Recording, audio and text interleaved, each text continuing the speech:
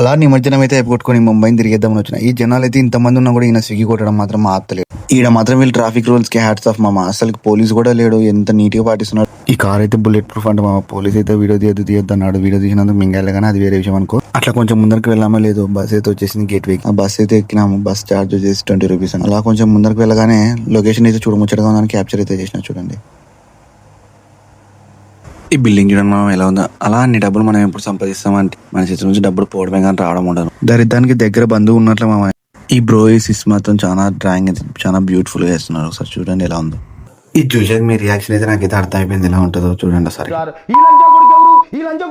Final గా ఎలా అయితే గేట్ వే దగ్గరికి అయితే రీచ్ అయినాము. ఇదైతే 1911 లో బ్రిటిష్ వాళ్ళు అయితే కట్టారంట. చూడండి ఎలా ఉందో.